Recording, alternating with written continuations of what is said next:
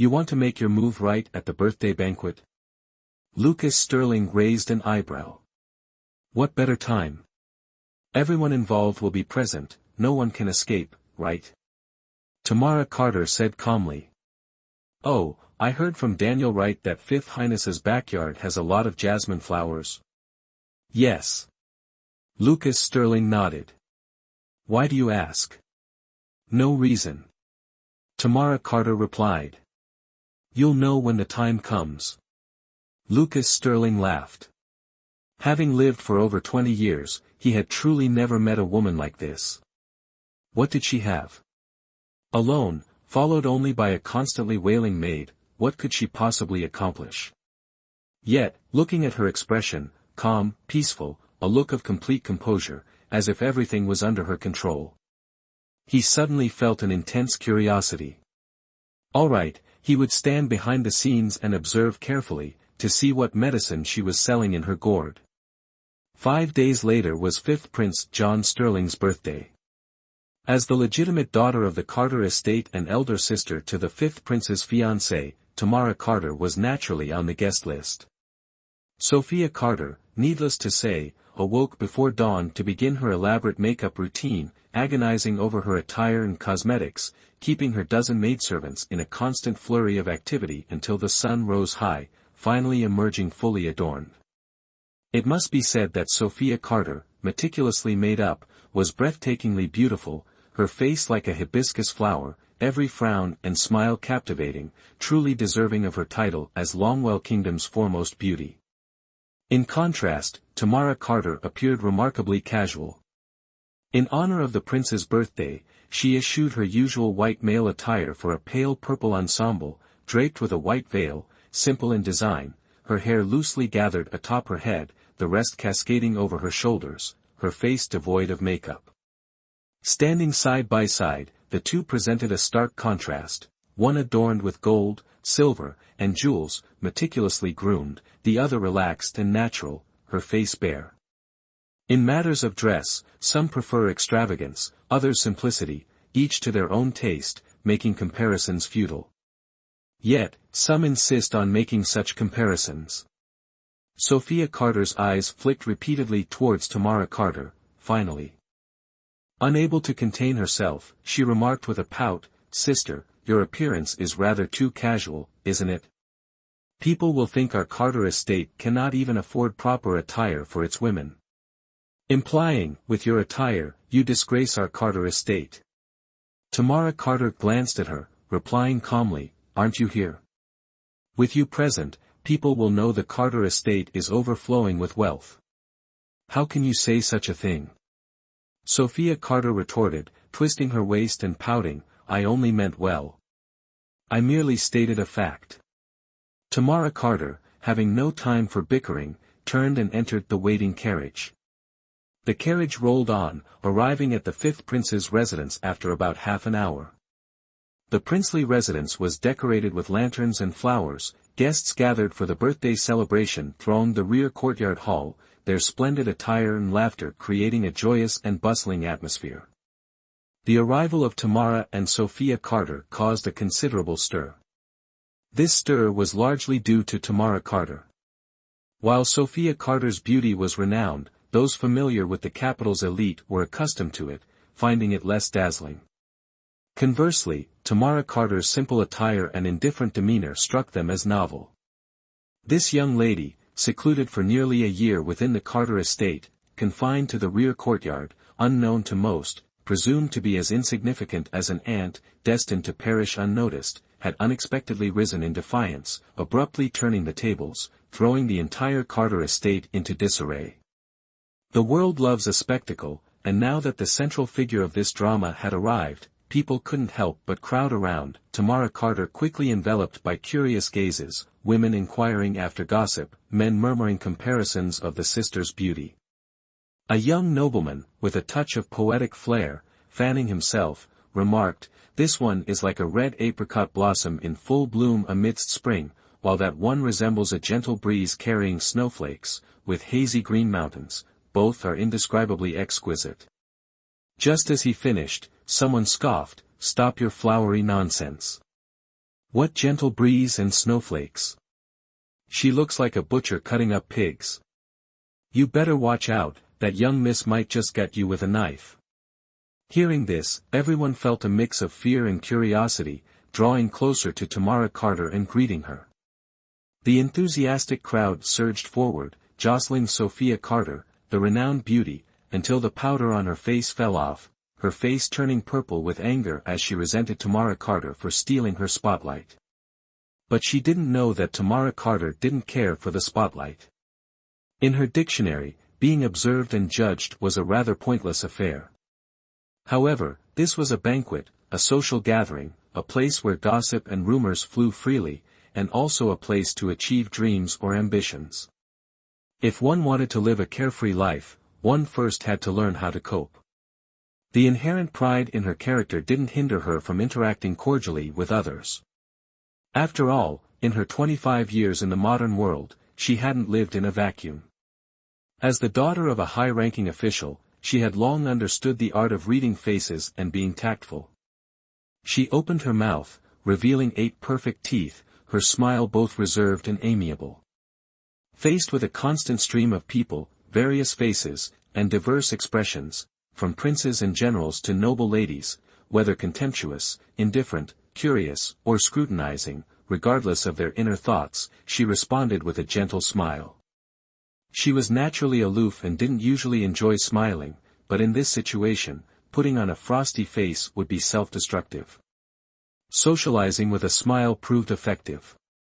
Under Victoria Lennox's watchful eye, those who dared to approach and greet her definitely had the potential to become her allies.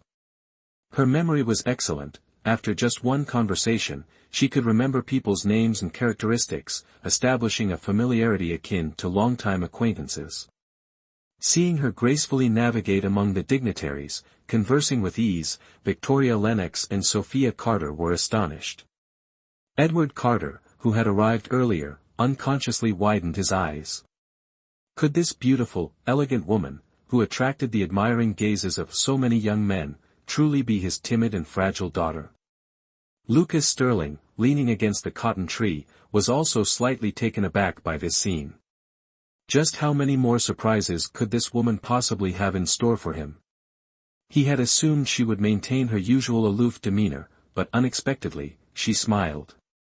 She truly was a social butterfly in full bloom. After a period of socializing, Tamara Carter began to intentionally withdraw. In such a crowded banquet, finding a quiet place to escape unnoticed was relatively easy. Chapter 29. Sitting on a stone bench beneath a trellis of flowers, she breathed a sigh of relief, quietly observing the bustling crowd in the main hall. At first glance, she saw 5th Prince John Sterling. She couldn't help but notice him. He was the central figure today, the most crucial character in the play she was about to direct. In all fairness, among Alexander Sterling's 5 sons, John Sterling was the most ordinary. This was because the first prince was born disabled, paralyzed in modern terms.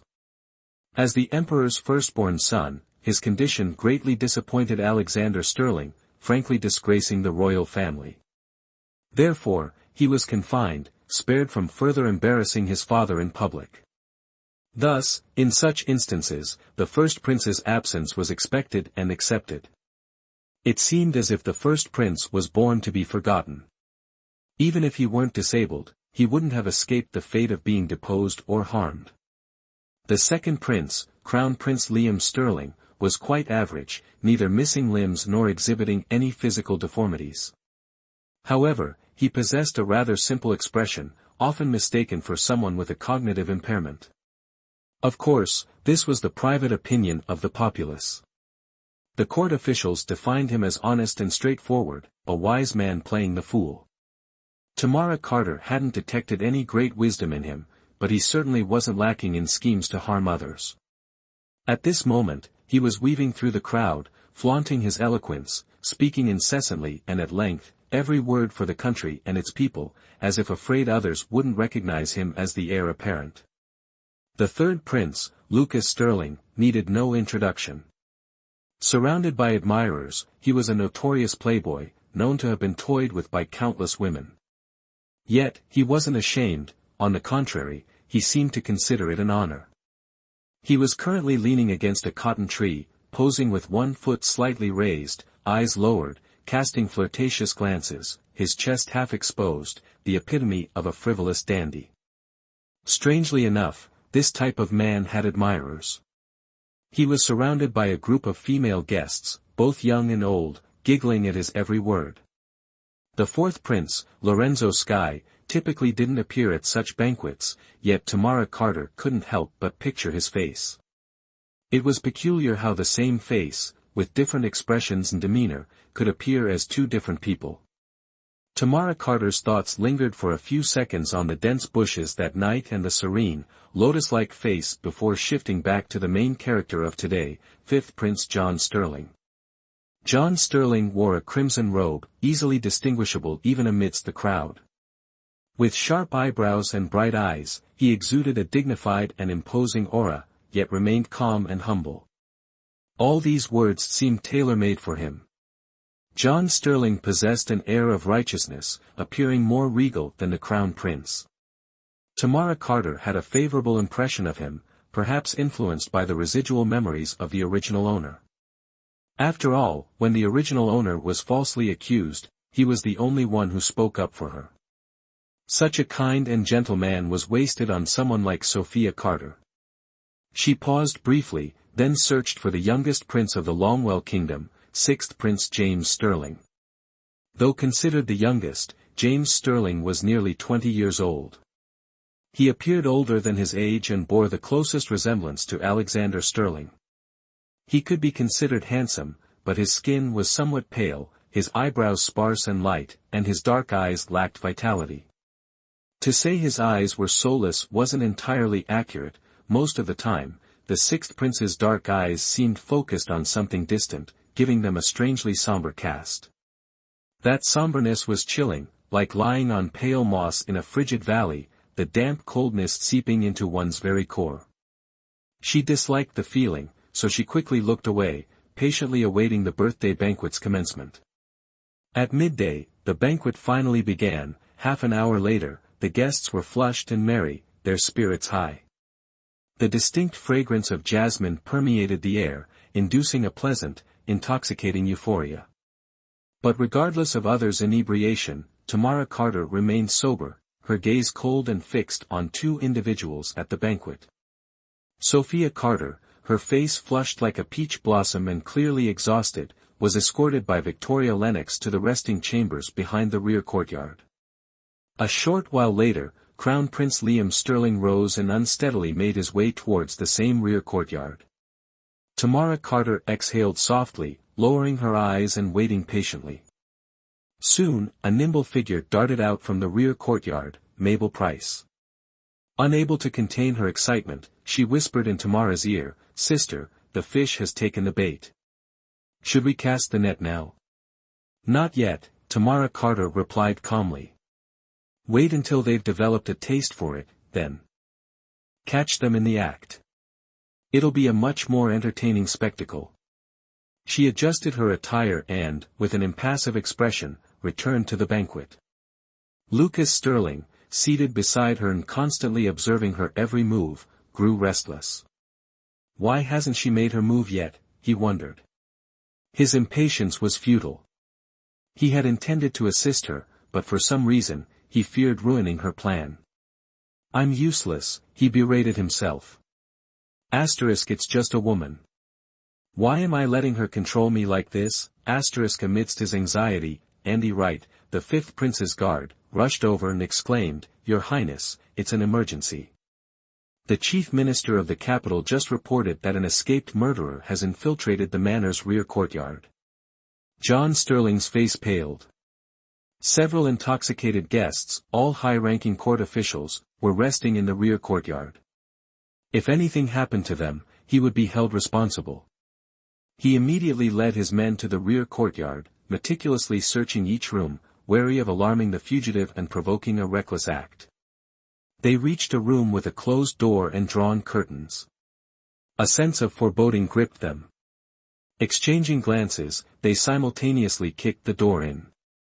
With a loud crash, the door splintered, revealing the scene within. On the intricately carved pearwood bed lay a man and a woman, clearly in the throes of passion. Even with the intrusion of onlookers, they seemed reluctant to stop. But whether they stopped or not was no longer relevant. John Sterling stared at the woman. Her delicate eyebrows and refined features confirmed his suspicions. It was the most beautiful woman in the Longwell kingdom, his fiancée, the second daughter of Carter Estate, Sophia Carter. What about the other man? He glanced coldly, and the guard beside him cried out in terror, His Royal Highness, the Crown Prince. Crown Prince Liam Sterling, his older brother, at his birthday banquet, in front of everyone, slept with his fiancée. He curled his lip in a sneer. The laughter and exclamations finally pulled the entangled couple apart. Liam Sterling rolled directly off Sophia Carter, instinctively wanting to crawl under the bed, but was pulled out by Andy Wright. Sophia Carter, having lost her cover, cowered and trembled, emitting piercing screams. The shrill cries attracted more guests, who flocked to the scene, their mouths agape at the shocking sight. Victoria Lennox, amidst the crowd, felt her knees weaken. If Edward Carter hadn't been supporting her, she would have collapsed immediately.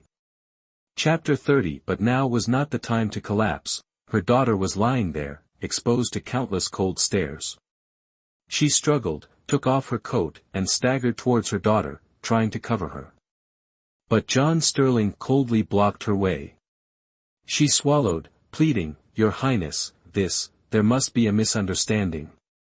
John Sterling didn't speak, but slightly raised his sword, pointing it directly at her, causing her breath to catch. But the sword was only aimed at the coat in her hand. A sharp sword flash later, the coat was shredded into countless pieces, falling like snowflakes. John Sterling stepped on the debris and silently walked out. On the bed, exposed to the relentless gazes with nowhere to hide, Sophia Carter finally succumbed to the unbearable humiliation and fainted with a pathetic cry. In the flower hall, Tamara Carter sat calmly amidst a sea of jasmine flowers, drinking tea. The chaotic events in the back courtyard had nothing to do with her. She poured and drank her tea leisurely, then looked up and met a pair of calm eyes. It was John Sterling. Not going to watch the commotion? He asked. Nothing worth watching, Tamara Carter replied indifferently. I've had the experience of being caught in the act, and Your Highness was a witness, weren't you? So, Daniel Wright, was he killed by my older brother? John Sterling asked again. I don't know. Tamara Carter shook her head. Things without evidence shouldn't be spoken of lightly. John Sterling suddenly smirked. Your Highness shouldn't laugh, Tamara Carter stared at him. Logically, you should be rushing to the Emperor with this grievance. The Crown Prince lusts after his brother's wife, committing such an act in broad daylight, shaming the royal family and inviting public scorn. How can such a debauched and shameless person be chosen as the heir? This Crown Prince, his title is surely forfeit. You're right. I should indeed do that. John Sterling extended his hand towards her. Tamara Carter, I am John Sterling, pleased to meet you. Tamara Carter took his hand. The pleasure is all mine, Your Highness. John Sterling smiled faintly, lowering his head to look at her hand, her slender, white fingers, soft and warm to the touch.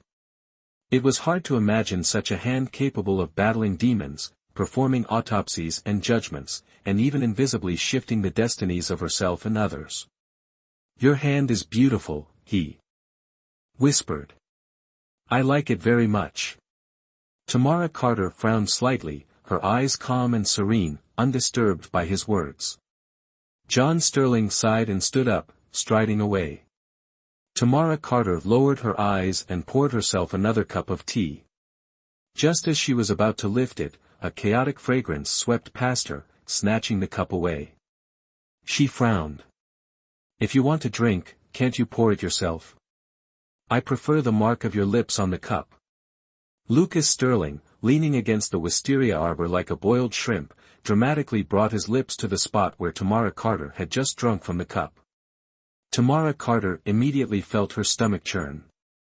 Putting on an act. Lucas Sterling curled his lip. You didn't react when someone touched your hand, and now you're pretending to be pure. My hand is attached to my body. Who I let touch it is none of your business, Tamara Carter retorted, raising an eyebrow. But you're my fourth brother's wife. Lucas Sterling said shamelessly. If you consort with other men, my fourth brother will be heartbroken. Tamara Carter remained silent. Talking to such a person was indeed a waste of breath. She stood up gracefully, adjusted her clothes, and prepared to leave. Going where? Lucas Sterling darted forward, grabbing her hand. Do you think you've succeeded? Isn't this enough? Tamara Carter countered. Not enough. Lucas Sterling chuckled, shaking his head. Little stiff, how about a wager? What wager? Tamara Carter asked. I'll wager that even after this embarrassing incident, the Crown Prince won't be deposed, Sophia Carter will marry him as planned, and as for the fifth prince who just touched your hand. He chuckled softly.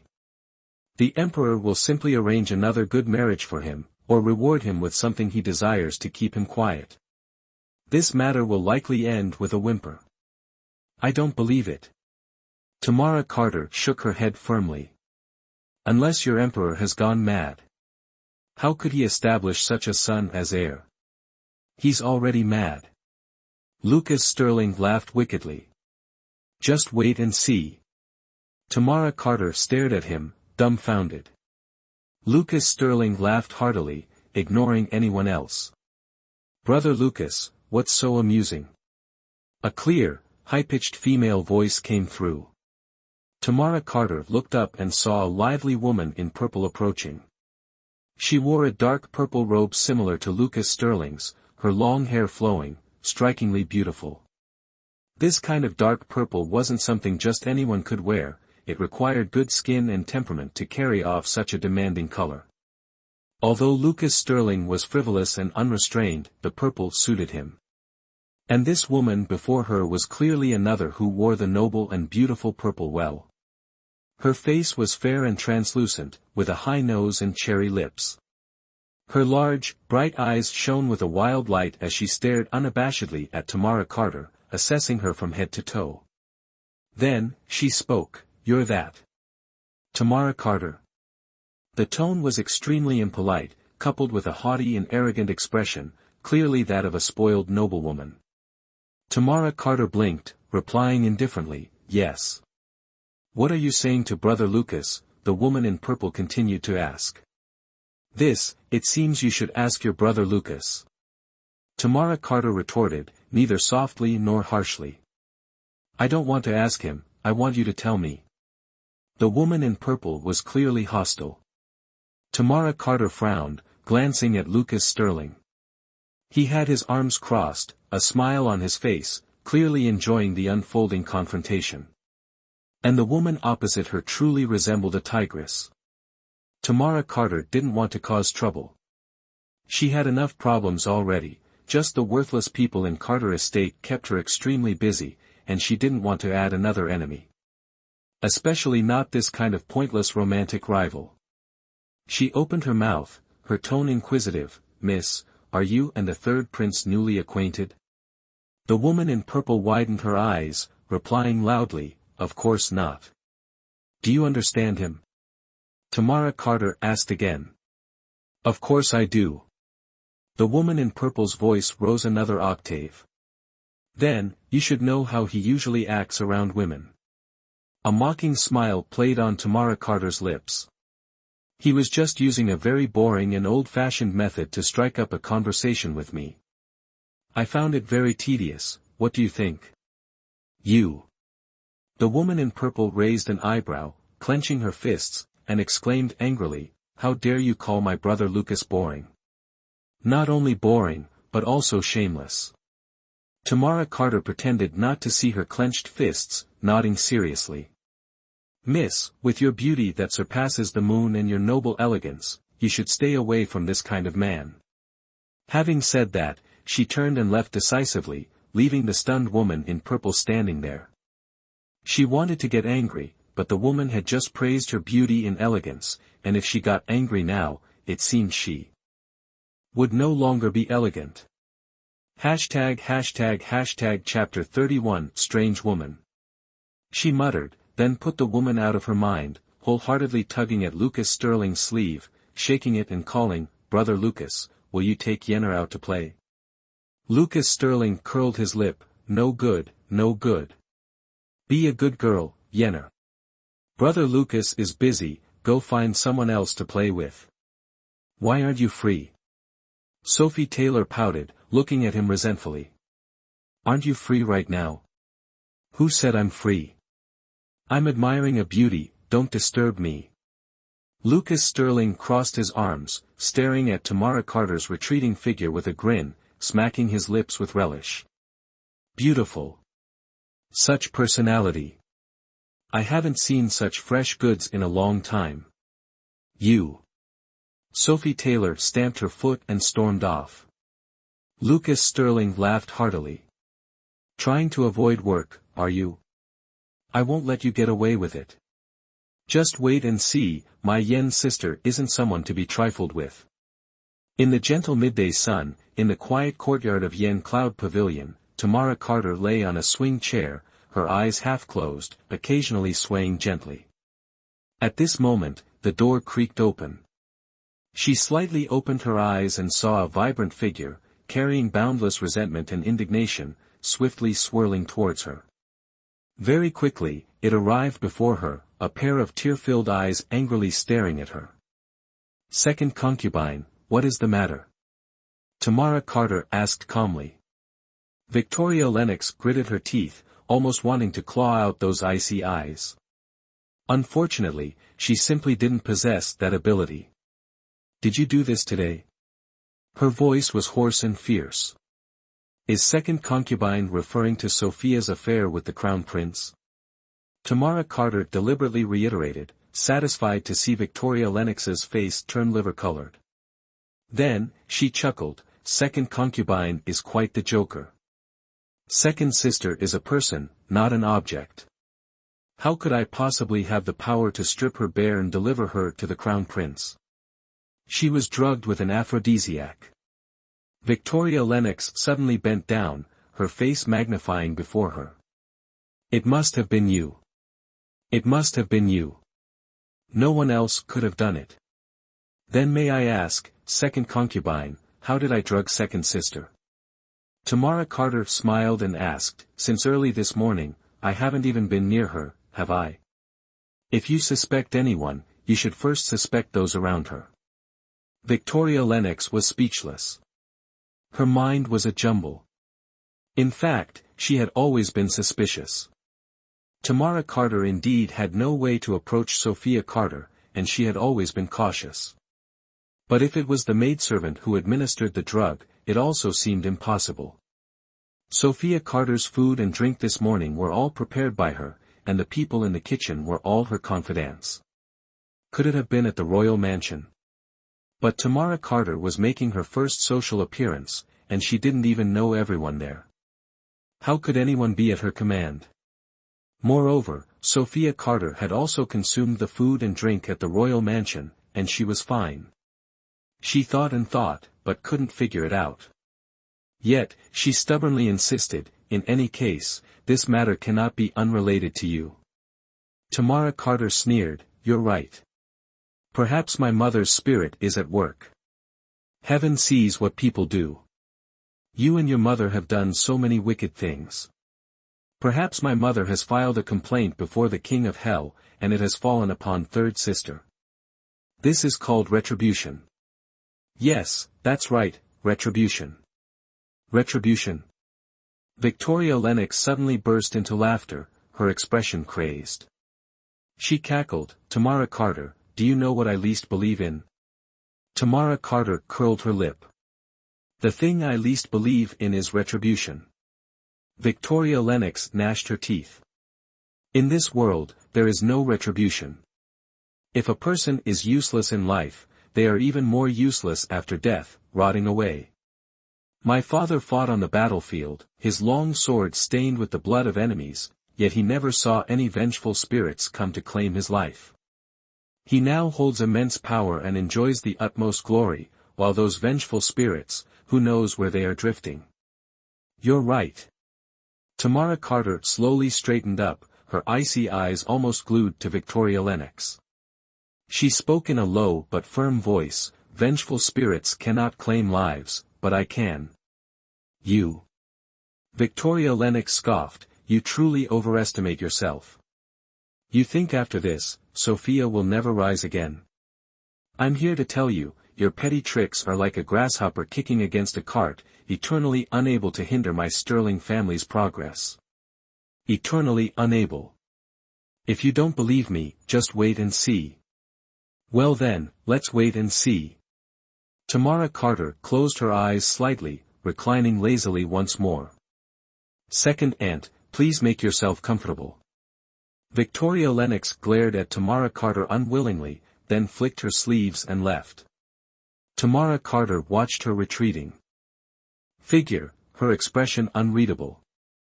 Mabel Price cautiously asked from beside her, "Sister, do you think they have any way to salvage this?"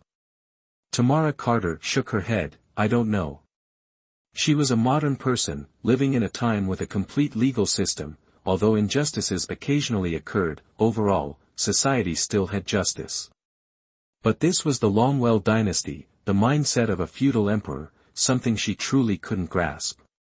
Patiently waiting for a night, early the next morning, John Sterling's people secretly delivered news.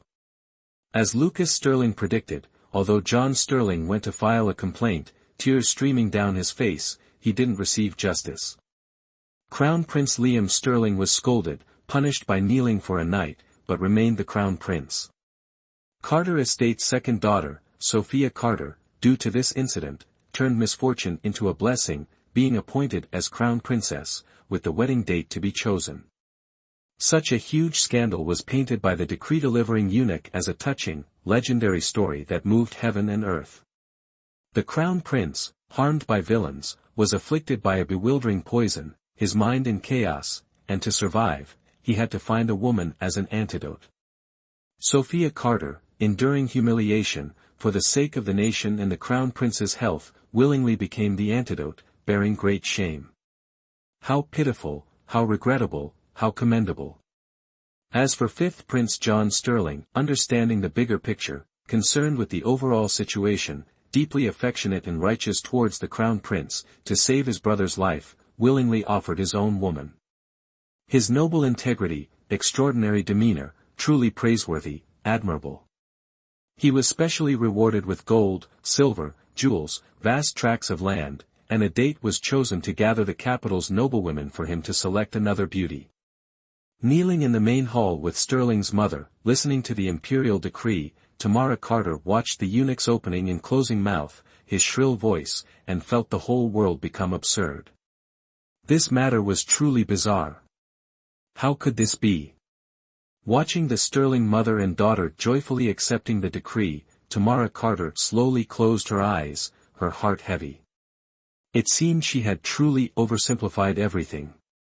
The Sterling clan were imperial relatives, to put it bluntly, one family. How could one family take action against each other? Rubbing her knees, numb from kneeling for so long, she stood up, intending to return to Yen Cloud Pavilion, when the Sterling mother and daughter swaggeringly blocked her way. "I told you, didn't I?" Victoria Lennox laughed triumphantly, "Tamara Carter, you're still too inexperienced to fight me." Chapter 32, Indeed. Yesterday still despondent over the adultery scandal, Sophia Carter now bloomed like a flower. Younger sister must thank elder sister. Younger sister was worried about fifth prince's matter, but elder sister took action, helping younger sister achieve her heart's desire. Younger sister doesn't know how to thank elder sister. After she finished speaking, laughing heartily, Tamara Carter lowered her eyes and said nothing. Defeat was defeat, she had to accept it. Returning to Yen Cloud Pavilion, she slept face down until late afternoon, then quietly ate dinner.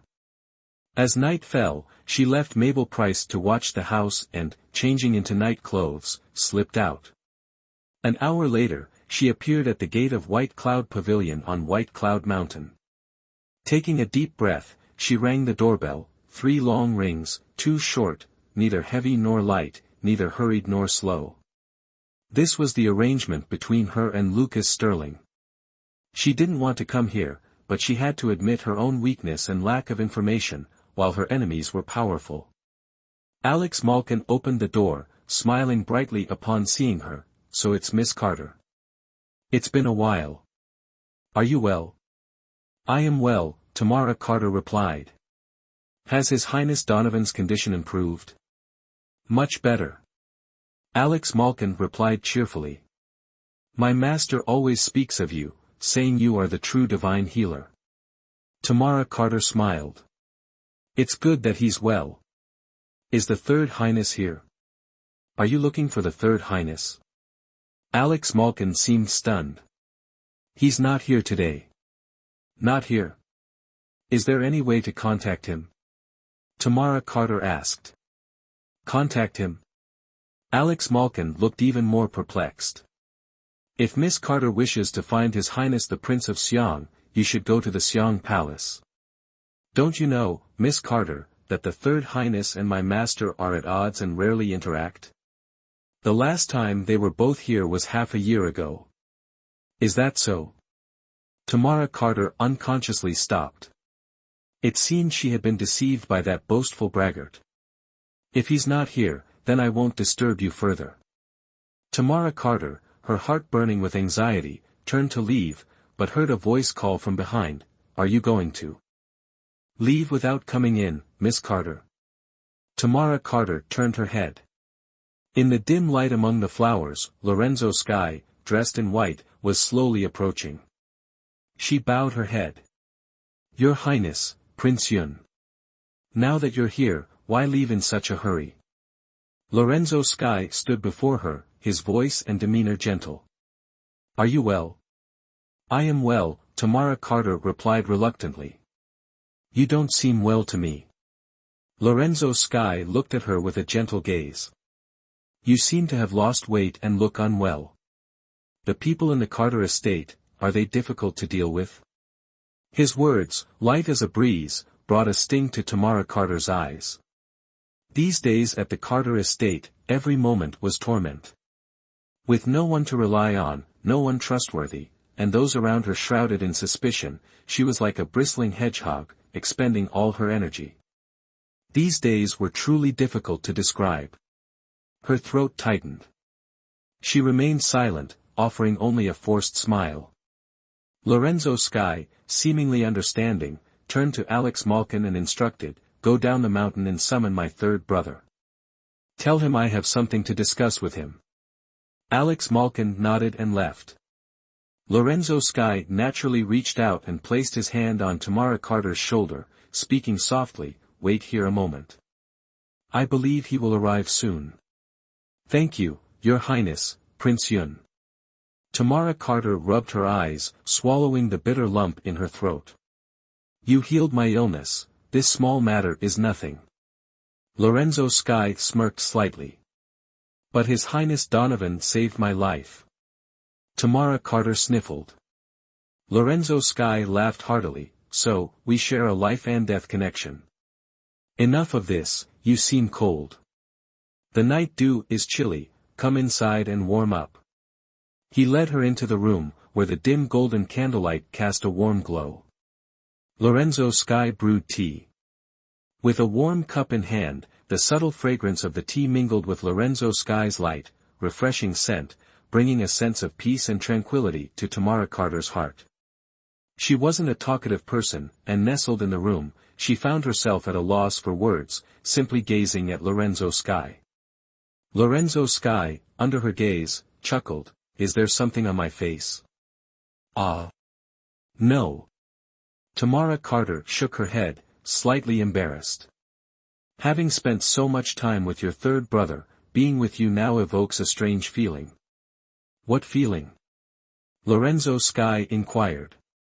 "I marvel at the wonders of creation." Tamara Carter sighed. "You share the same face, yet your personalities and auras are completely different. It's truly remarkable." If my third brother and I wore the same clothes and stood side by side, without speaking, could you tell us apart? Lorenzo Sky asked. Yes. Tamara Carter affirmed. Oh. That confident? Lorenzo Sky smiled. Why? I can't explain it clearly. Tamara Carter shook her head. I just feel that you two are different. When I see you, I feel a sense of calm and security, but when I see him, I can't help but feel angry, furious, and driven mad. Why? Lorenzo Sky asked curiously. He's quite popular with women. Many women adore him. I don't know. Perhaps, our horoscopes clash, or maybe in a past life, I was the man and he was the woman, and I ended up killing him and dumping his body in a graveyard, so now he's chasing me for revenge in this life. Tamara Carter thought of Lucas Sterling's smug face, and an unnamed anger filled her heart. That bastard. If he hadn't brought her predecessor to Carter Estate, she wouldn't have died tragically, wouldn't have transmigrated, and wouldn't be playing these palace games in this ancient era. Seeing her fiery expression, Lorenzo Sky burst out laughing. They say that enemies are destined to meet. Perhaps this is also a kind of fate, he said casually. I don't want any kind of fate with him. Tamara Carter fumed. He's the kind of person who, with a full belly, finds amusement in toying with others. Yes, you're right. He's scum. We shouldn't get angry at such scum. Lorenzo Sky skillfully changed the subject. I remember you seem to be very fond of flowers, right? I do like flowers, but how did you know, and even gift me the orchid of tranquil grace? Tamara Carter asked. Such a precious flower, aren't you afraid of giving it to the wrong person? Not at all.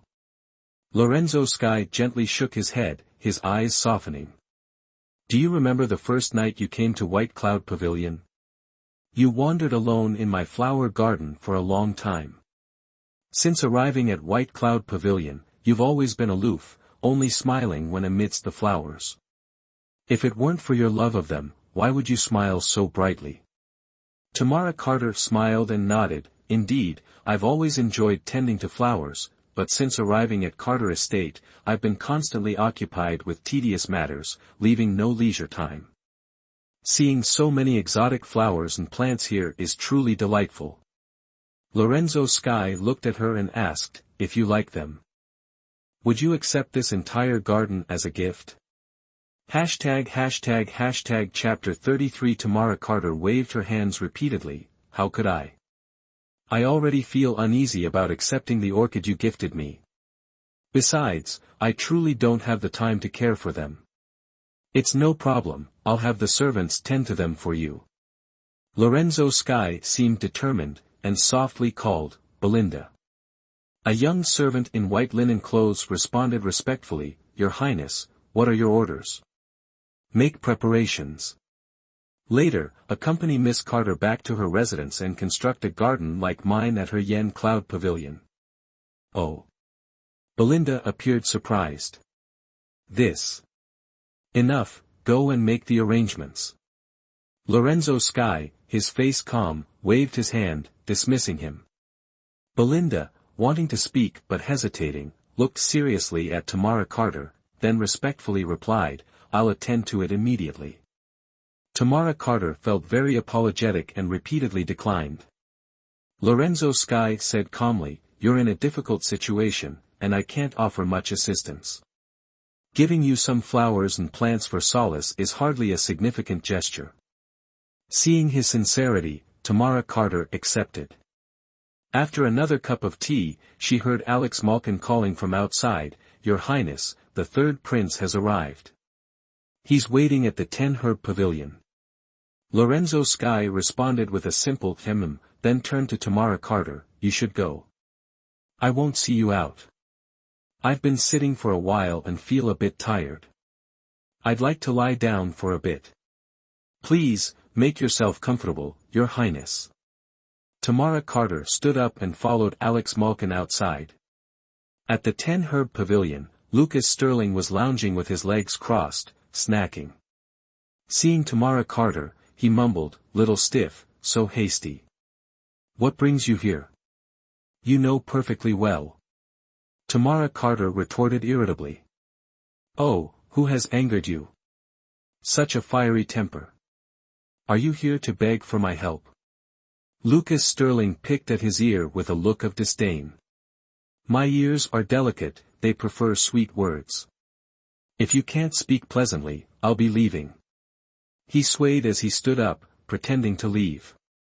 Tamara Carter knew he was teasing her, but she couldn't help but yield, forcing herself to soften her tone. "Your Third Highness is truly insightful. Everything unfolded exactly as you predicted that day. I concede." Lucas Sterling laughed heartily. "Rare indeed. Our little stiff finally admits defeat." He looked into Tamara Carter's eyes, his sly gaze flitting across her face, his tone becoming even more frivolous. "That flushed little face, like a cherry, intoxicates me. You're much more appealing when you concede than when you're stubborn." Tamara Carter, both embarrassed and angry at his, retorted indignantly, "Stop your sarcasm. How did I end up in this predicament? Isn't it thanks to you? Bringing up the past again?" Lucas Sterling raised an eyebrow and put his hands on his hips. "All right, let's make things clear today. That day, your mother was gravely ill, you sought help everywhere but found none, and you wanted to sell yourself into servitude, correct? So what?" Tamara Carter coldly replied, "I'd rather be a beast of burden in a foreign land than be tortured by my own relatives. Come on. A brat like you, who would buy you as a maid?" Lucas Sterling snorted contemptuously, "When I saved you, there was a group of thugs who wanted to buy you and take you to a brothel. Tell me, is it better to be played to death in a brothel, or to be played to death at Carter Estate?" Tamara Carter's jaw dropped, speechless for a long while. Damn, both ways to die were clearly extremely tragic. Those under the eaves cannot help but bow their heads. She sighed and said, "Stop with the superfluous words. Just tell me, do you have any way to deal with the Crown Prince?" "I certainly do." Lucas Sterling nodded confidently. "However, if you want my method, you must also help me answer a question." "Tell me." Tamara Carter replied. "On John's birthday, I still haven't figured out how you poisoned him, and I'm very puzzled." Lucas Sterling said with a perplexed expression, "Tell me, how did you do it? Do you remember the fifth prince's residence being filled with jasmine flowers?" Tamara Carter asked. "Everyone could smell the jasmine fragrance," Lucas Sterling replied, "but only the two of them went crazy. That's because only the two of them were exposed to a type of herb called horny goat weed." Tamara Carter explained, "Jasmine flowers inherently have an aphrodisiac effect. When encountering horny goat weed, the effect is greatly enhanced, and the longer the duration, the stronger the potency. If further stimulated by alcohol, it becomes as potent as an aphrodisiac." These two were already exchanging glances during the banquet. How could they possibly resist? This method is truly bizarre. Lucas Sterling's jaw dropped. "But how did you administer the poison?" Sophia Carter's medicinal liquid was mixed into her face powder beforehand by my people, and as for the Crown Prince, that was naturally Ivan Wright's handiwork." Tamara Carter replied. "Truly done without the gods or ghosts knowing. You are very clever." Lucas Sterling sighed softly. "But I painstakingly calculated, and in the end, it was all for nothing." Tamara Carter said dejectedly, "Doesn't Longwell Kingdom have laws? The matter was ultimately painted in such a way. I can't understand it no matter how much I think about it. What's there to not understand?" Lucas Sterling sneered, "This world belongs to my father, the laws are also set by my father.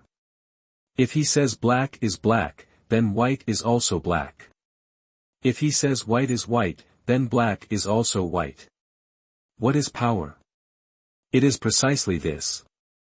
Supreme, unique, he can set fires, but you cannot light a lamp. It is precisely this. But why would he cover for the Crown Prince? Tamara Carter remained baffled. He's clearly foolish, stupid, and hot-headed. Why value him so much? You just stated the reason. Lucas Sterling said calmly, it is precisely because he is foolish, stupid, and hot-headed that he became the crown prince. Huh? Tamara Carter was astonished. Because only a foolish and stupid son wouldn't dare covet the imperial power in his hands, right? Lucas Sterling laughed strangely, establishing such a foolish son as a shield can also easily probe the intentions of the other sons. This has 100 advantages and not a single disadvantage. How could someone as intelligent as my father not do it? Tamara Carter patted her forehead, but, that's his own flesh and blood. Aren't you Edward Carter's own flesh and blood? Lucas Sterling retorted. Tamara Carter was speechless. Those in the center of power have no room for personal feelings, only absolute benefit. The royal family is ruthless, haven't you realized this until today? Lucas Sterling's expression suddenly darkened. Tamara Carter sighed softly, no, I've known for a long time. Even before she transmigrated to this strange world, she knew how great the temptation of power was. Her own parents were swallowed by it. Remembering her past and present lives, she couldn't help but feel sorrowful. For a long time, she didn't speak a word. Lucas Sterling also seemed lost in thought, his eyes filled with a deep, painful gloom. He, too, remained silent, and the room fell into a profound stillness. After a long while, Tamara Carter regained her composure and looked at Lucas Sterling. He still seemed immersed in some memory, his eyes glistening with what looked like tears, yet his face was grim. She sighed and interrupted his thoughts, I've said everything I need to say. If you have any good ideas, just speak plainly. Startled by her words, Lucas Sterling was momentarily dazed. His eyes flickered uncertainly, unlike his usual aggressive demeanor. His voice became low and gentle as he calmly said, Little stiff, shall we go to the Eternal Spring Garden tomorrow to watch a play? Chapter 34, Indeed. Lucas Sterling replied softly. Didn't you know? His Highness, the Crown Prince, is a theater enthusiast. The Eternal Spring Garden is his sanctuary. In his free time, he even likes to impersonate actors and sing a few lines on stage for fun. Tomorrow, we'll go there to support him. Tamara Carter knew he had a plan and didn't press him further, only asking, what time tomorrow? After you finish dinner, wait for me at the entrance of the Eternal Spring Garden. Lucas Sterling finished speaking, then, as if a thought struck him, he suddenly brightened. You like wearing men's clothing. Just disguise yourself as a man tomorrow, it's also good for concealing your identity. That's not a problem. Tamara Carter replied. Then it's settled. Tomorrow at the Eternal Spring Garden, we won't leave until we meet. We won't leave until we meet. Lucas Sterling tilted his head, smiling mischievously. Then I'll go back first. Tamara Carter stood up. Lucas Sterling lazily hummed in agreement. Tamara Carter turned and headed for the door. Belinda was waiting outside. Seeing her, she said, Miss Carter, everything is prepared. I will accompany you back to Carter Estate. Where is Prince Donovan? Tamara Carter looked towards Lorenzo Sky's room. His Highness has already retired for the night. Belinda replied. It's already the rat hour. His Highness lives a regular life, always rising and sleeping early. I'm afraid he won't be able to see Miss Carter off. It's unnecessary. I was just asking casually. Visiting so late at night, I've already troubled him enough. Tamara Carter glanced once more at the quiet courtyard, sighed softly, and lightly descended the mountain. Remembering her appointment with Lucas Sterling, she woke up early the next morning. As soon as she opened the window, she saw Belinda directing people busily working in the courtyard. It turned out that the previously planted flowers and grass had been completely removed, and new flowers and trees were constantly being brought in. Mabel Price was sprawled on a round table, watching the activity with amusement. Seeing Tamara Carter awake, she called out cheerfully, "Sister, where did you find so many handsome men? Every single one is so good-looking." Tamara Carter chuckled softly, but Mabel Price wasn't wrong. Lorenzo Sky, with his ethereal beauty, had followers who were also remarkably handsome. Even the young errand boys were quite refined and presentable. Seeing her emerge, they bowed in unison, "Greetings, Miss Carter. Thank you for your trouble." Tamara Carter smiled, then turned to Mabel Price. "Please ensure they are well taken care of. With this heat, provide them with ample tea, water, and food. Don't delay." "What are you saying, sister?" Mabel Price winked. "If they were a bunch of roughnecks, I might be inclined to be lazy, but with such handsome young men, how could I possibly neglect them?" Tamara Carter chuckled and went to wash and comb her hair. She and Mabel Price spent the day attending to Lorenzo Sky's men. These men were well-mannered, efficient, and quick in their work. By sunset, Yen Cloud Pavilion was a lush expanse of flowers and trees. The plants and flowers, tall and short, were interspersed artfully, creating a visually pleasing scene. Tamara Carter hosted a feast, raising her glass and conversing with the workers, prompting Mrs. Sterling and her son to sneak peeks several times. However, planting flowers and trees in spring was commonplace, so after a few glances, they lost interest. Belinda's side seemed to still have many unfinished tasks. After dinner, she plunged back into the midst of the plants and trees, busily working.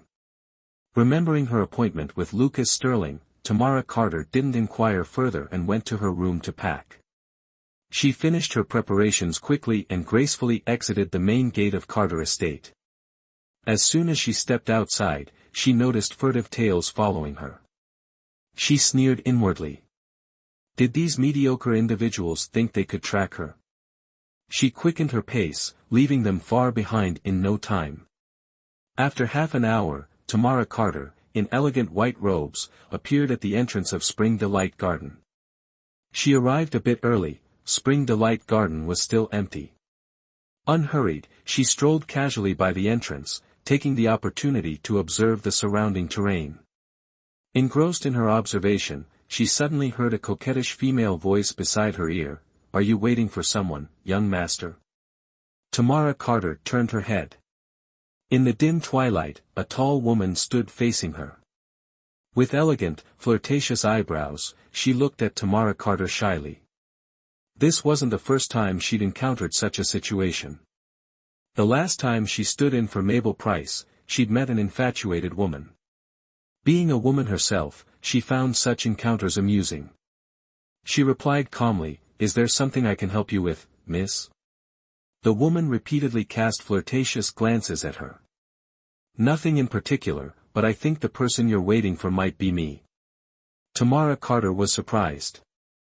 Were ancient women so bold and forward? Seducing men in the middle of the street, perhaps she was a clandestine prostitute?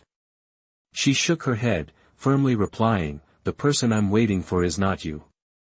"You're so unkind, young master."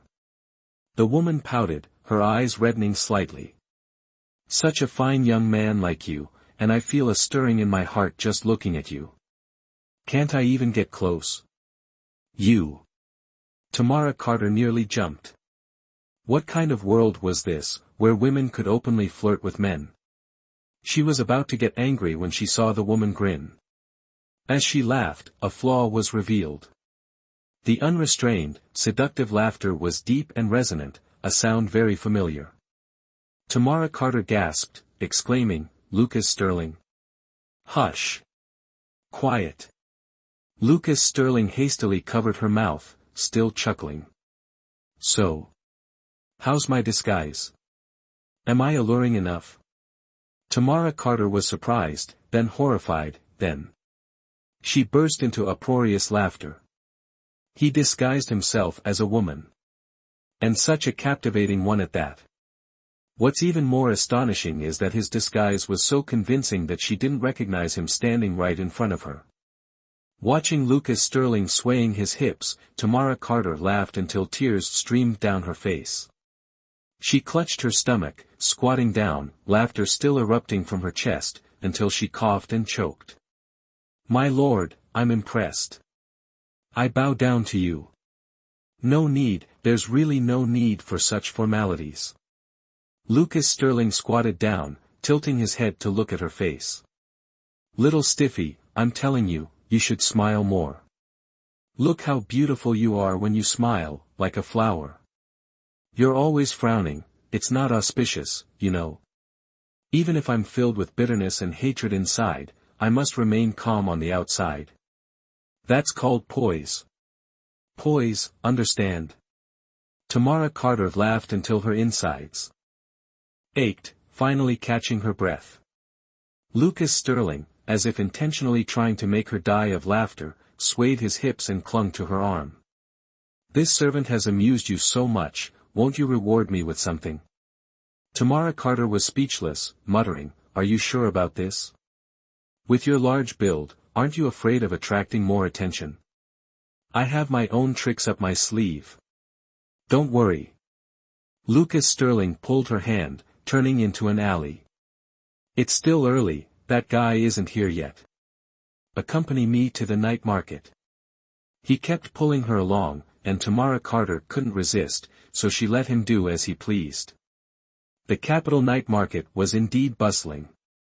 Although not as lively and noisy as during the day, there were still many stalls, mostly selling women's items, cosmetics, jewelry, fragrant sachets, and the like.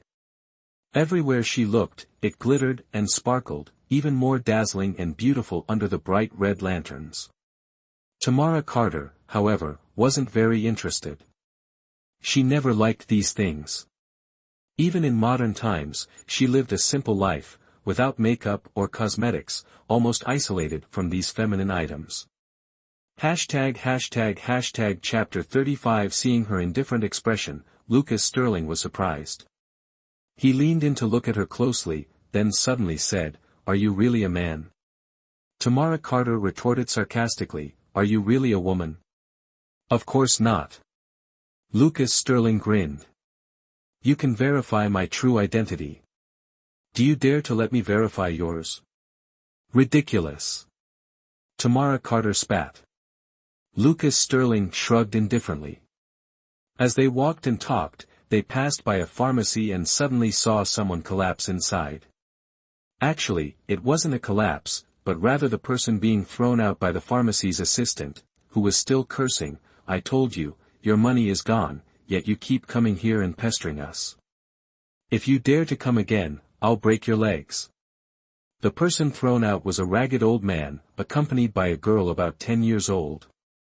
Although the assistant was aggressive, the girl was bold and retorted sharply, "My father's heirloom treasure, worth a king's ransom, was swindled by your master with sweet words and false promises.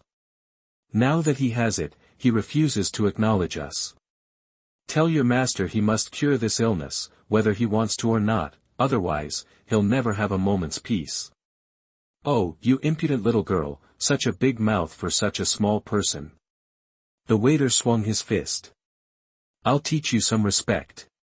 His fists rained down on the girl, who, while dodging the blows, continued to yell, "Either return my father's treasure or cure his illness.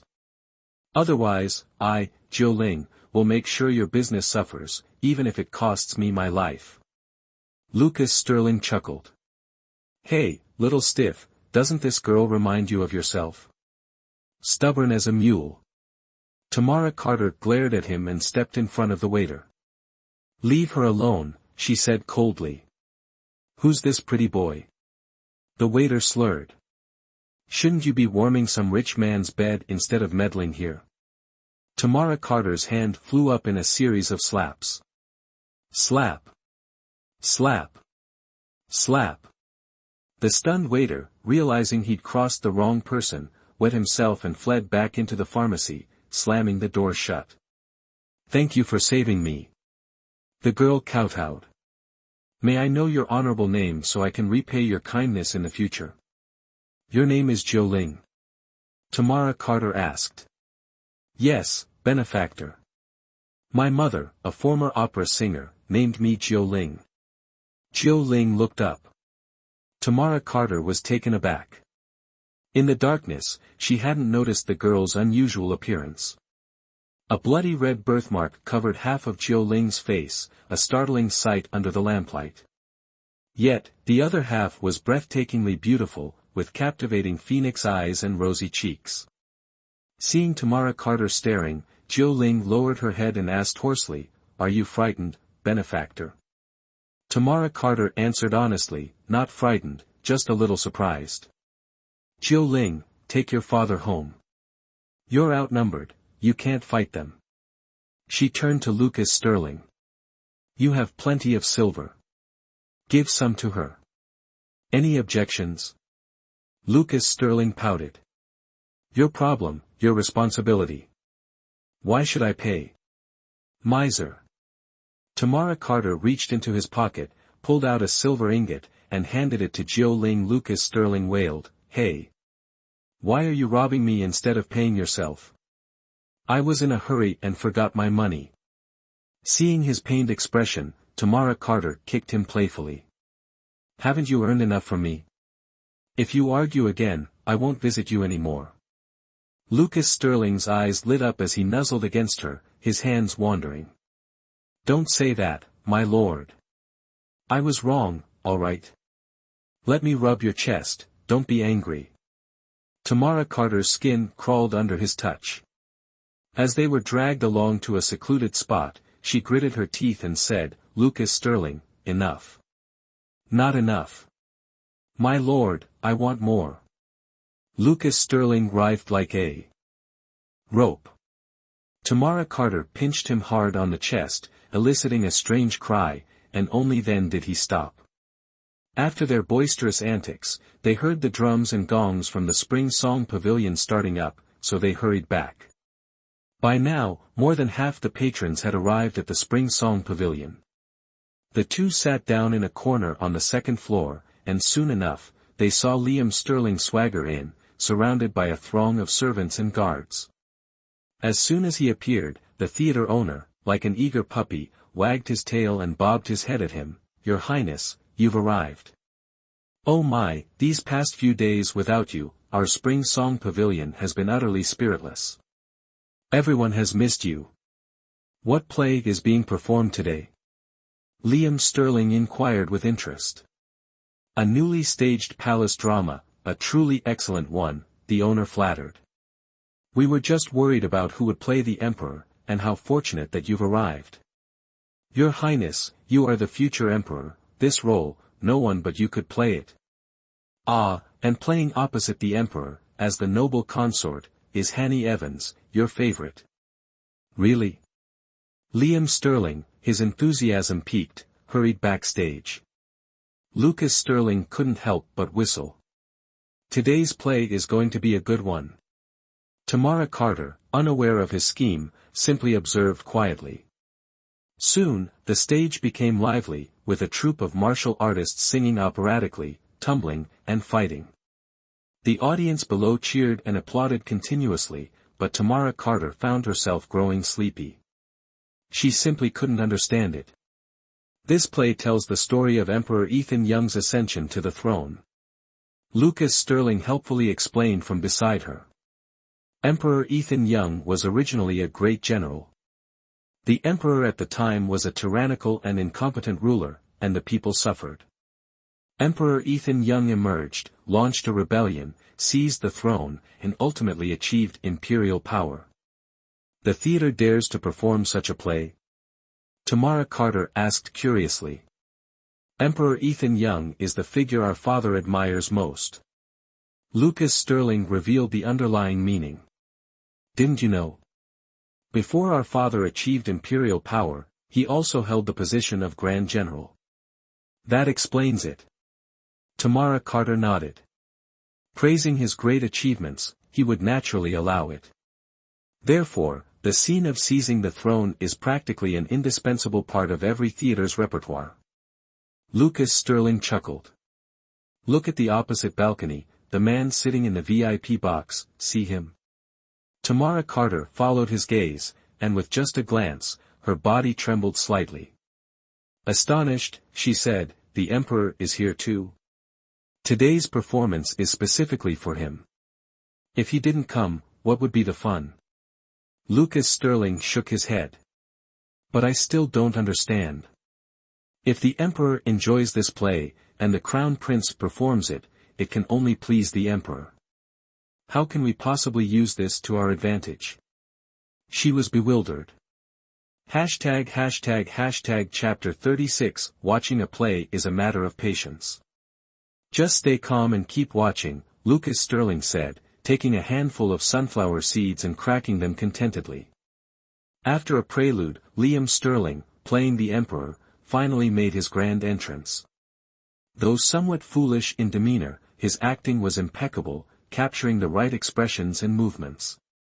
His singing voice, once lifted, was equally stunning, eliciting continuous cheers. Liam Sterling, engrossed in his singing, walked straight to the front of the stage.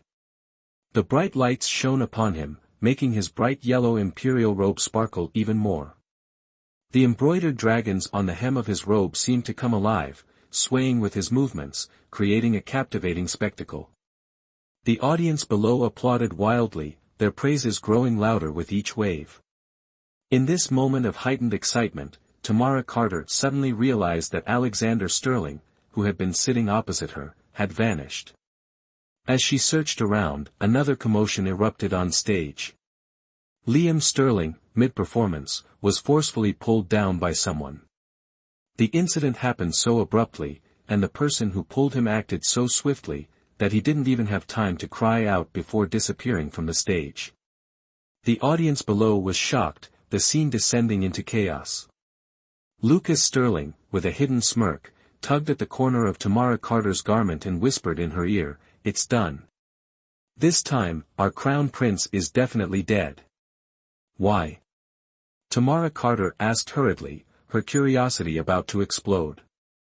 Lucas Sterling deliberately teased her, pouting his red lips and saying in a coquettish voice, "Give me a kiss, and I'll tell you everything."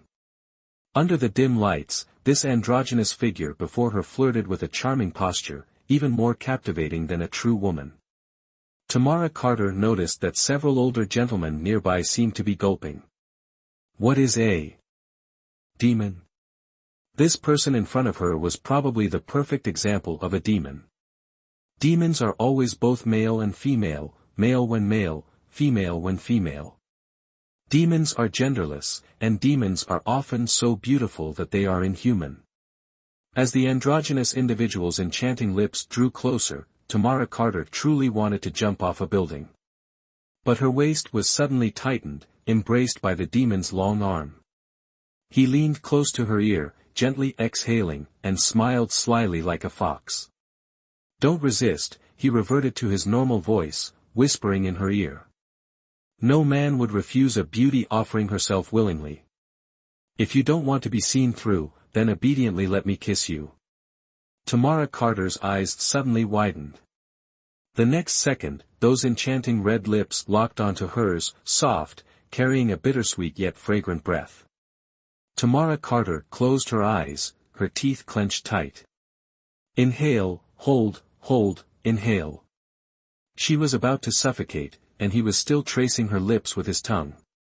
Someone nearby chuckled. Tamara Carter freed one hand and fiercely pinched the hard object poking into her waist.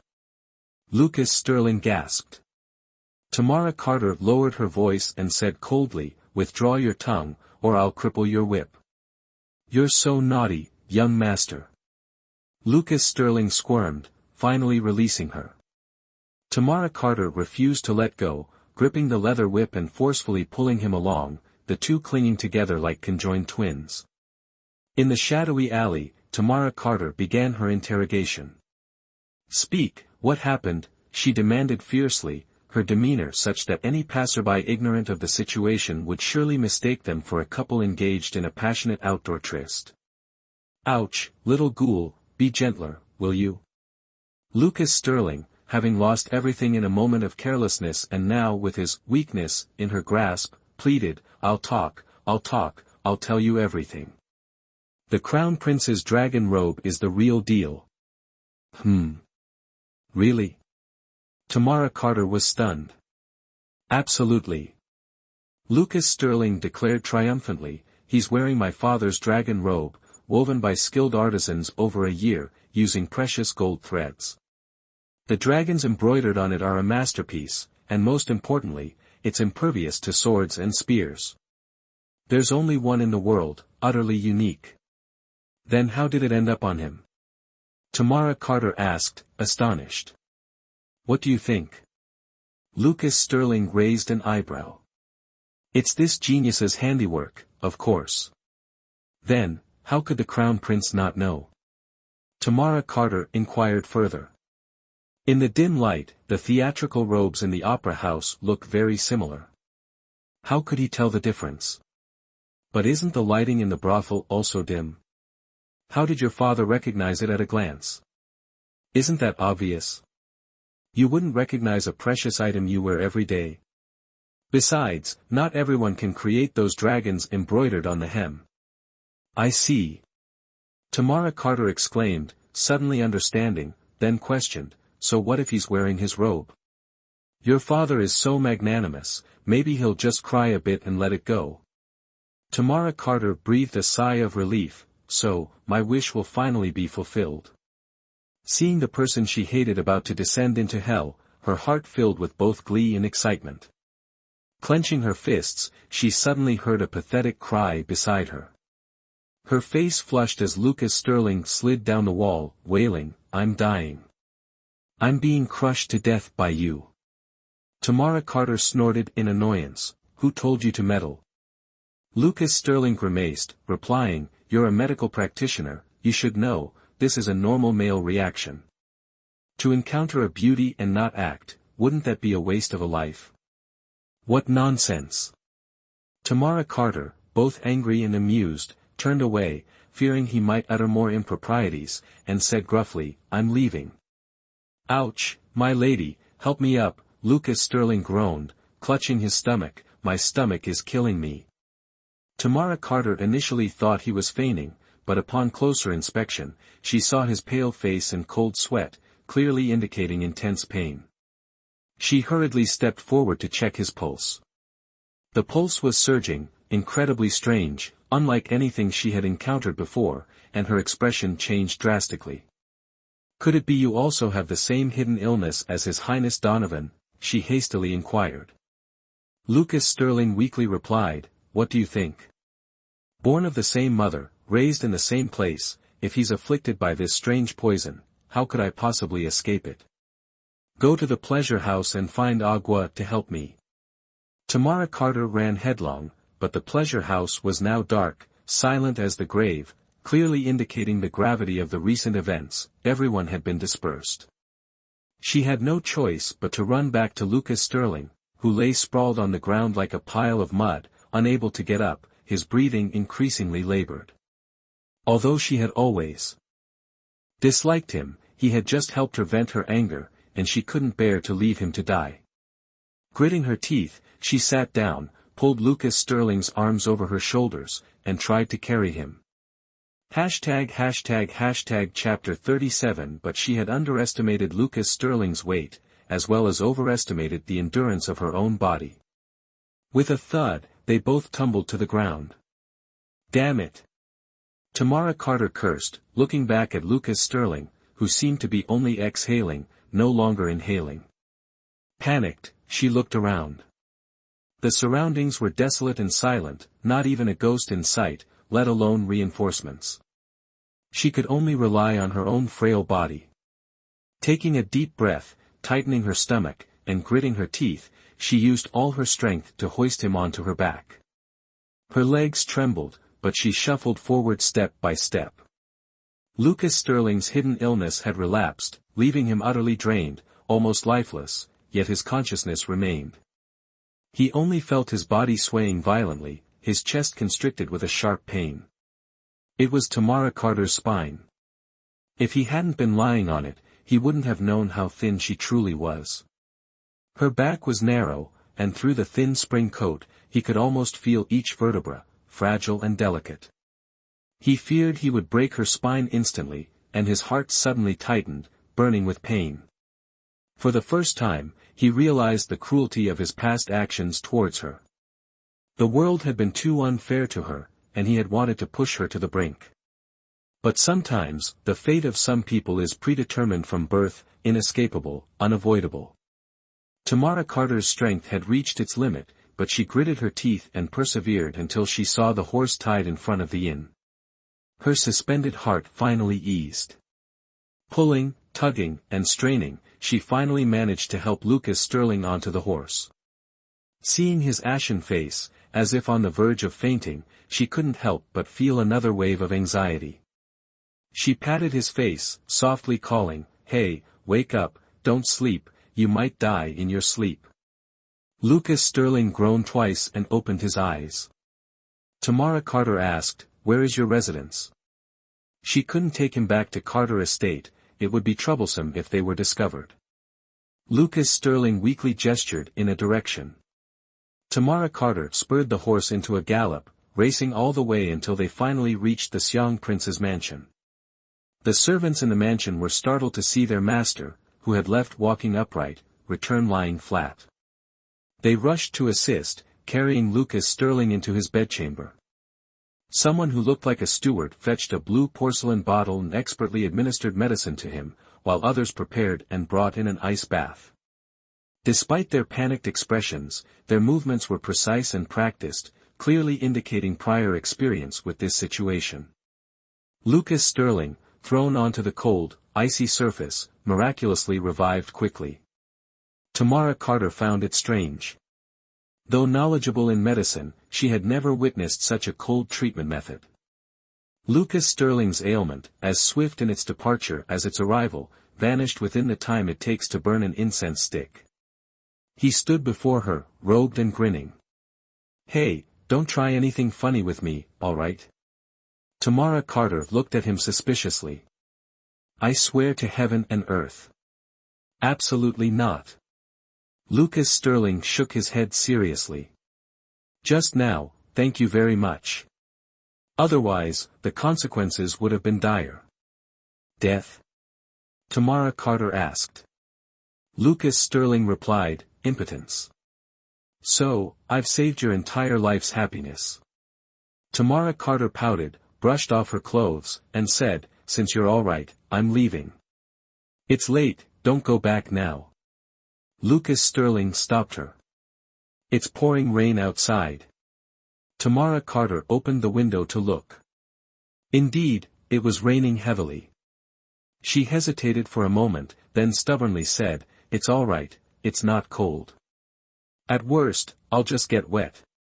"Then what's the point?" Lucas Sterling softly persuaded, "It's the third watch, and it's pouring. You're walking alone on the road. Aren't you afraid of encountering bad people? If you run into a patrol, they'll arrest you and hand you over to your father. Won't you be tortured again?" Tamara Carter pondered for a moment and felt that Lucas Sterling's words were not unreasonable. She was the legitimate daughter of Carter Estate. Wandering outside late at night, who knows what kind of dirty water might be poured on her. Moreover, with the recent incident involving the Crown Prince, it was a sensitive time, and it was better to be cautious. Seeing her thinking for a long time without speaking, Lucas Sterling hurriedly said, "Don't worry, although Lucas Sterling, have a reputation for being a flirt, a fierce butcher like you really doesn't pique my interest. You can rest assured." "What did you say?" Tamara Carter raised an eyebrow. "Does this lady desire you? Does this lady need to be interested in scum like you?"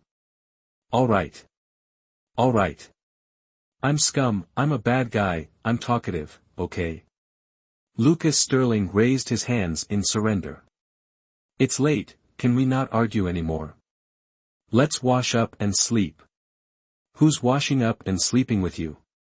Tamara Carter glared at him again. "Slip of the tongue. Completely a slip of the tongue." Lucas Sterling waved his hand with a chuckle. "I meant, we wash up, and then we each sleep separately." "All right then." Tamara Carter glanced at him. "Where am I staying?" "The best room, already prepared for Miss Carter." Lucas Sterling clasped his hands and stood beside her, just like a servant. "Miss Carter?" Tamara Carter snorted coldly. Why aren't I a little stiff corpse this time? You protected my manly pride. How can I not be grateful? How dare I disrespect you again? Wouldn't that make me ungrateful? Lucas Sterling smiled obsequiously beside her. Suddenly finding him so obedient, Tamara Carter felt a little unaccustomed. She yawned and went to bathe and rest on her own. Busy for half the night, she was utterly exhausted. Her head hit the pillow, and she quickly fell into a deep sleep. Perhaps feeling safe at Lucas Sterling's residence, she slept soundly, yet strangely, she dreamt. She dreamt of returning to Lorenzo Sky's White Cloud Pavilion. The weather was beautiful, sunny with a gentle breeze, and she and Lorenzo Sky strolled hand in hand through a flower garden. Lorenzo Sky gazed at her, his eyes gentle as rippling spring water, warm and tender. She felt like a flourishing spring plant, swaying cheerfully in the spring drizzle. This idyllic feeling left her deeply entangled even in her dream. She wanted to struggle awake, yet felt a certain reluctance. She swayed between sweetness and bewilderment in this peculiar state, like swinging on a swing, sometimes high, sometimes low, enjoying the slight weightlessness. Upon waking, she was met with brilliant sunlight. Lying in bed, slightly dazed, she heard a voice from outside, "Brother Lucas, are you awake?" Was it that arrogant girl in purple again?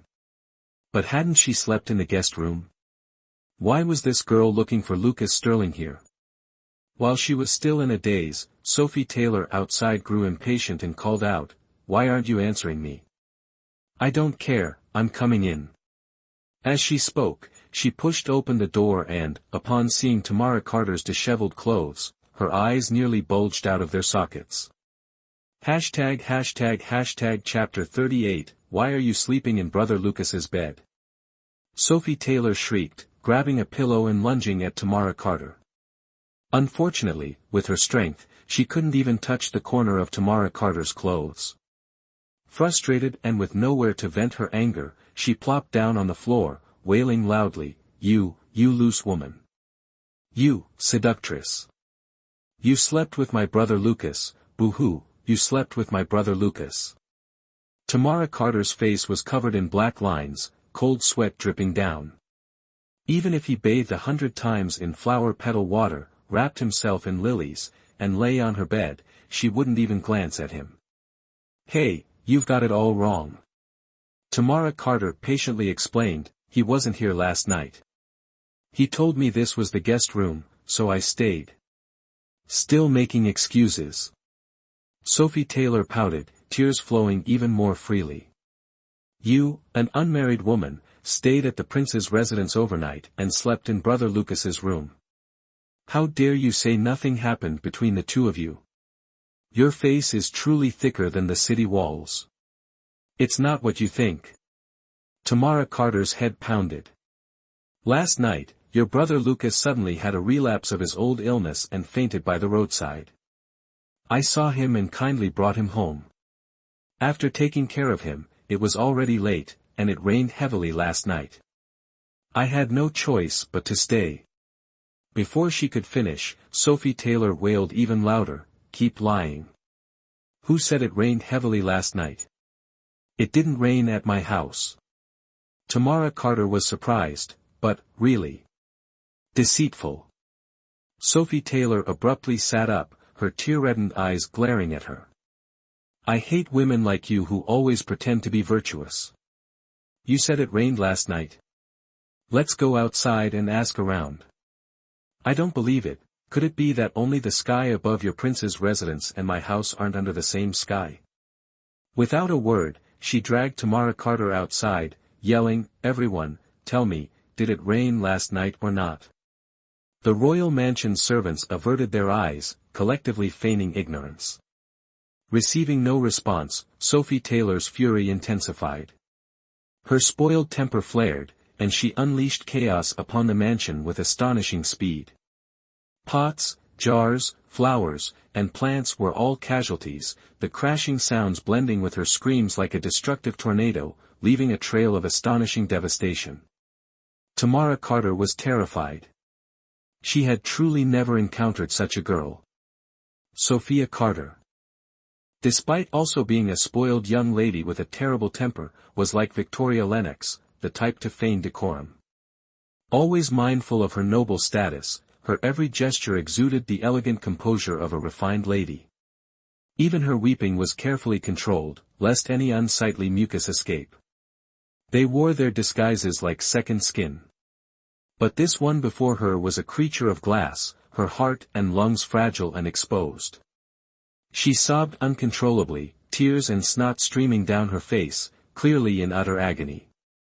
Ignoring the cuts on her hands from the broken flower pots, she hiccuped, kicking and punching, repeating over and over, "It didn't rain last night. It didn't rain." Tamara Carter now understood. It hadn't rained last night. The dry, pale ground bore no resemblance to a scene of a night-long spring rain. Yet, outside Lucas Sterling's bedroom window, everything was drenched. This devil, his deceptive skills were truly disarming. However, Tamara Carter didn't understand why he would lie to make her stay. He constantly tried to conceal their involvement, even using his fourth brother as a shield. Wasn't it clear he didn't want others to discover their affair? Now, thanks to Sophie Taylor's outburst, rumors of their liaison would likely spread throughout the capital before midday. In the next room, separated by a wall, guard James Allen was asking his master a similar question. "My lord, what are you doing?" he asked, frowning and scratching his head. "Your subordinate doesn't understand. Why would you want to expose yourself?" Lucas Sterling rolled his eyes. "What exposure? It's not like Tamara Carter is the only woman who has stayed in my residence. But no one has dared to sleep in your bed." James Allen sighed. "My lord, have you noticed that since your entanglement with this woman, your condition has worsened?" Lucas Sterling rubbed his nose. "Well, my lord, this woman is a tigress. Can we please stay away from her?" James Allen persisted. "Actually, Miss Sue is very kind. She's crying heartbrokenly outside. Would you like to check on her?" Lucas Sterling was speechless. "James Allen, my lord, if you're not going out, you should hide first. I suspect that tigress is about to barge in." Just as he finished speaking, Tamara Carter's cold, clear roar echoed from the courtyard, "Lucas Sterling, get out here." Lucas Sterling shrank back, grimacing at James Allen. "Retreat." To find Lucas Sterling, Tamara Carter nearly turned the entire grounds of the royal mansion upside down. This ambivalent man, what does he mean? He clearly knows his younger sister, Yen, wakes him up every morning, lets her sleep in his bed, even creates fake rain to trick her. Is he complaining she hasn't been bothersome enough lately? Does he absolutely have to invite another rival to cling to his back? She brazenly overturned everything in front, while Sophie Taylor clung to her back, repeatedly asking, "Did you sleep with Lucas or not?" Tamara Carter was driven to the point of mental distress. Although she possessed exceptional martial arts skills, she couldn't lay a hand on Sophie Taylor, because this little girl had no martial arts skills whatsoever, and even more deadly, she was the daughter of the Minister of War. The Minister of War, Sun Yencheng, 40 years old this year, his character unknown, but one thing was certain, he and Edward Carter were at odds. He was Edward Carter's greatest political enemy in the court. Edward Carter's backing was the old Lord Cody Sterling, while Sun Yencheng's backing was his own father, the heterodox Marquis Yong, who once braved the battlefield for Alexander Sterling, conquering thousands of miles of territory. Ho Yong and Cody Sterling were considered the two pillars of the Longwell kingdom, equal in power and prestige, but these two were also at odds, fighting from youth to old age. Now their descendants had emerged, occupying extremely important positions in the power structure of the Longwell kingdom, and the habit of vying and fighting continued. Tamara Carter had skillfully gleaned this information during the fifth prince's birthday party. Rarely encountering a major figure who could push Edward Carter to his demise, no matter how arrogant she was, Tamara Carter didn't want to offend this figure's daughter. Now, only Lucas Sterling's appearance could control the damned girl clinging to her back. The servants of the Xiang royal mansion watched wide-eyed as the two madwomen wreaked havoc within the mansion, but not one dared to step forward and stop them. Their master had already gone into hiding, hadn't he? Tamara Carter rampaged through the royal mansion for half a day, tiring herself to the point of a dry throat. Sophie Taylor, running up breathlessly, looked at the scene of devastation behind her and suddenly realized she had done something foolish. Tamara Carter, you seductress, she stamped her foot and cursed, you not only slept with Lucas, but also destroyed his royal mansion, I won't let you off. She grabbed a stick and swung fiercely at Tamara Carter. Tamara Carter cried out in distress, seeing a rock garden ahead, she dove into it without hesitation. Once inside, she felt something was amiss. There seemed to be a secret within this rock garden. She followed a narrow staircase down, the path ahead pitch black without a single ray of light. After a short distance, she suddenly smelled a strange odor. Chapter 39. This smell, she seemed to have smelled it somewhere before, a smell of medicinal herbs mixed with floral fragrance. The next second, she suddenly thought of the tomb chamber Lucas Sterling had once taken her to. Not wanting to pry into someone else's secrets, she decided to turn back. However, at this very moment, a man's soft chuckle came from within the tomb chamber. Deep, yet with a hint of unrestrained arrogance. It was Lucas Sterling. So this was where he was hiding. She pushed open the stone door and stormed in without hesitation. A flash of purple robes vanished before her eyes, and she shouted, "Demon, where are you running?" At her call, the dark stone chamber suddenly became bright as day. Tamara Carter stared blankly at the scene before her. It was a room carved from white jade, clean and tidy, even the white jade coffin and the vase in the middle were identical. However, it wasn't the room she had been to before. Because the walls of this tomb chamber were covered with paintings. Paintings of women. All kinds of women, slender, plump, each with their own unique features. The women in the paintings were scantily clad, some only draped in a thin layer of gauze, covering vital parts, others completely naked, but regardless of their attire, these women all wore strange smiles. Or rather, lascivious smiles, leading Tamara Carter to suspect that these women were secretly painted after indulging in pleasure. Scoundrel, you're still a scoundrel. Tamara Carter stared at the paintings with an impassive face and shouted, "Lucas Sterling, you lecher. Get out here." Her voice echoed in the empty tomb chamber, but no one answered. Tamara Carter looked down, searching, but found nothing. It seemed the laughter she had just heard was merely her imagination. How strange. She shook her head and inadvertently glanced into the white jade coffin. Outside the white jade coffin hung a piece of purple robe, embroidered with exquisite silver flowers, extremely eye-catching. She pursed her lips, wanting to startle him, so she held her breath, tiptoed forward, and with lightning speed, flung open the coffin lid. The moment the coffin lid opened, her eyes widened in shock. Inside the white jade coffin lay a desiccated corpse. Of course, what made her eyes widen wasn't the corpse itself, but the skull of the corpse. The body had become a skeleton, but the skull remained intact, its eyebrows and facial features identical to Lucas Sterling's, its eyes closed as if in deep sleep. And the robe on the corpse looked eerily familiar. Deep purple, made of high-quality silk, luxurious and noble, the hem embroidered with exquisite silver flowers, it was the robe Lucas Sterling often wore. Although Tamara Carter was accustomed to seeing corpses and severed limbs, she had never seen such a combination of a skeleton and a living person's head. She felt a chill run down her spine, a fear like 100 centipedes slowly crawling across her back. Suppressing her fear, she reached out to touch the skull's nose. Cold and lifeless, utterly cold. She stumbled back a few steps in alarm. While she was terrified, she suddenly heard Sophie Taylor's voice, "Tamara Carter, even if you go to heaven or hell, I will drag you out." Tamara Carter stared blankly at the stone doorway, momentarily unsure whether to stay or leave. At that moment, Lucas Sterling's voice suddenly rang out. "You damned girl, where do you think you're going? He seemed to have just chased after her from above, pushing Sophie Taylor aside. Tamara Carter remained motionless. Lucas Sterling strode in, his voice icy. "What are you doing there?" Tamara Carter, speechless, pointed a trembling finger at the combined skeleton and asked, "What is this?" Lucas Sterling's eyes turned cold as he barked, "Who told you to open it? Even if you're not afraid of skeletons, you can't disturb the spirits of others." He strode forward to close the coffin lid.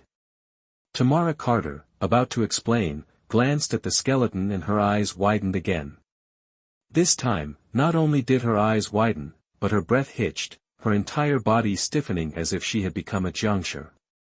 The skeleton, previously clad in a purple robe with a full skull, had transformed. The lifelike skull was gone, the purple robe vanished. Now, within the white jade coffin, lay an ordinary white skeleton.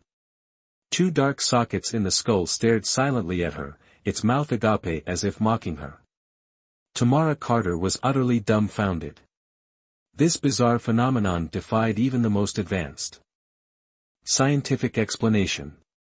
Swallowing hard, she looked at Lucas Sterling and asked, each word measured, "Are you human or ghost?" Lucas Sterling glanced at her and, extending his hand, pulled her outside. Beside the rock garden, by the azure lake, brilliant sunlight bathed her face.